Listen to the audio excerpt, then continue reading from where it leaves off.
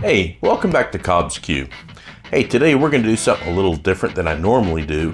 We're going to do a spatchcocked chicken. It's going to be a beer-brined spatchcocked chicken using a Voodoo Ranger Juicy Haze IPA. This stuff is good. Seriously. So I have a friend I work with. All the videos I do, all the discussions I do, he says, hey, I only eat chicken, I only eat seafood. Must suck to live in Florida. Anyway, so today I decided I'm going to do something for him because Ben is awesome. So we picked up a 7-pound chicken. We're going to brine it in this special beer brine for at least 12 hours. Then we're going to put it in the fridge for up to 4 hours so the skin gets a little crispy. And then we're going to take it outside and we're going to do this. So, gear up, get along for the ride, here we go. To make our brine, we're going to add 8 cups of water. I've already added 6 cups in the container, so now we're going to add 2 more. Then we're going to add 1 cup of white sugar. We're also going to add a half a cup of kosher salt to enhance the flavor and make a juicier chicken. Let's also add 2 12-ounce cans of Voodoo Ranger Juicy Haze IPA.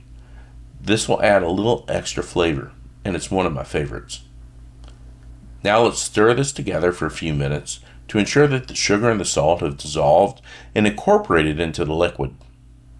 Finally, we're going to take 1 clove of garlic that we've already cut in half. We're going to set it aside for now.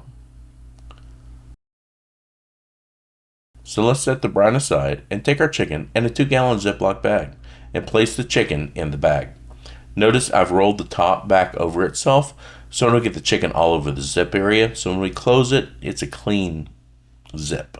I'm going to carefully pour all the brine over the chicken, trying not to spill it like I normally do. And then we'll throw the garlic bulb into the bag and zip the bag airtight to go into the refrigerator for at least 12 hours.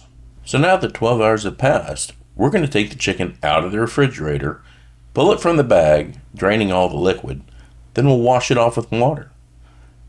Now we want to pat it as dry as possible, and then put it back in the fridge for about 4 more hours. This will help in crisping the skin. Chicken is rest for about 4.5 hours in the fridge after we washed it this morning. So now we're going to go ahead and take it out and spatchcock it. Hopefully we're going to be able to hear over the wind. We actually have a cyclone warning in Alexandria, Virginia. Go figure that. So we're going to take the chicken. We're going to flip it upside down. Set this aside. Now coming up this backbone right here, we're going to take the scissors and trim straight down both sides and completely remove the backbone. So take a pair of kitchen shears. You can feel the backbone right here and just follow right on along. And get the other side.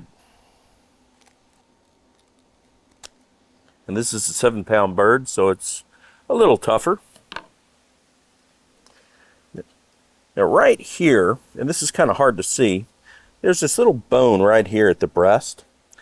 And basically, if we can cut just through this bone, then we'll flatten the chicken right out. Simply take our knife. We're going to come right through this little bone here and just split it like that. We can push it open. That just split the whole chicken right there. And now we can simply take the chicken over, and we didn't have to go pushing to crush it or anything like that. As we put this on the Traeger, it's going to make a much nicer presentation. It's also going to cook faster. Now that we've got this split open, we're going to go ahead and we're going to season. I'm going to season the bottom side first, and then I'm going to season the top side. And that's going to allow us, at least the presentation side that we want to keep, is going to look nicer. Okay, I'm going to use duck fat as a binder.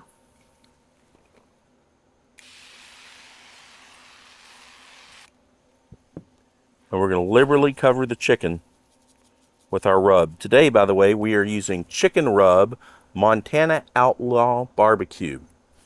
I saw it. It looked good. Thought, hey, we'll try it. Make sure this area here is covered before I flip it. Now we're going to flip it and we're going to place it right on our rack.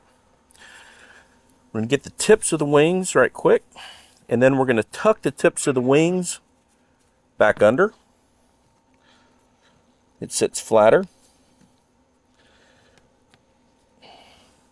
And by doing a spatchcock bird like this, I find that the bird cooks a lot more even than it does when it's whole. And it makes it easier to cook in the long run. Okay, let's go put this on the Traeger. All right, you may have noticed that I failed to spray duck fat on the top side. Since then, I've done that again. I'm gonna actually move this toward the back because I'm gonna go ahead and light an extra tube to provide more smoke while this is going. We're rolling at 315 degrees. I'm gonna go ahead and place this in chicken breast. And we'll watch the temp. We want to go to 165 degrees today. All right, so we're rolling with lumberjack cherry pellets today. I've also got an additional smoke tube that I've lit. I'm going to set this right in front. I find if I set it off to the far side, sometimes the airflow in the Traeger actually blows this thing out. So we're just going to set it right here, close the lid, and it'll provide additional smoke throughout the cook today. All right. We've reached 165 degrees internal. We're going to go ahead, pull the probe, pull the chicken, looking really good. And we'll set this aside. Okay, the chicken is rested for about 10 minutes after coming off. We're going to take our trusty Dow Strong, come right down the breast. Oh, man, talk about juicy. The juice is just rolling off of this. And we got a half a chicken. Let's take a look at this breast. Wow. This thing is so juicy, it's not even funny. What's the flavor? Oh my God. Wow. I think that's the juiciest chicken I've ever made.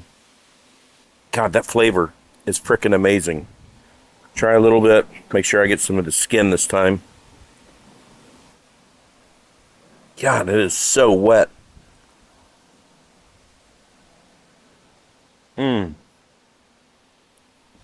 Okay, hands down, no question, brining a chicken is the way to go. I've actually never done it before. This was my first time.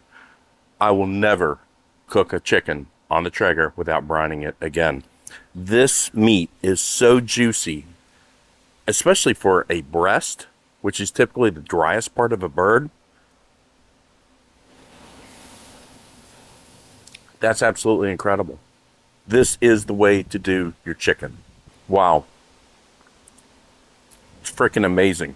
God, the flavor on that is phenomenal. Hey, look, thanks for joining us today. This was a lot of fun, and I got to be honest, this was the best chicken I've ever made. Normally, I don't do these just because chicken just doesn't come out as well as I think it should on the egg or the Traeger. But now I've learned my lesson. This was freaking awesome, and we're going to do more of these. So, again, this was really good. I highly recommend you give this a shot. I don't think you'll be disappointed.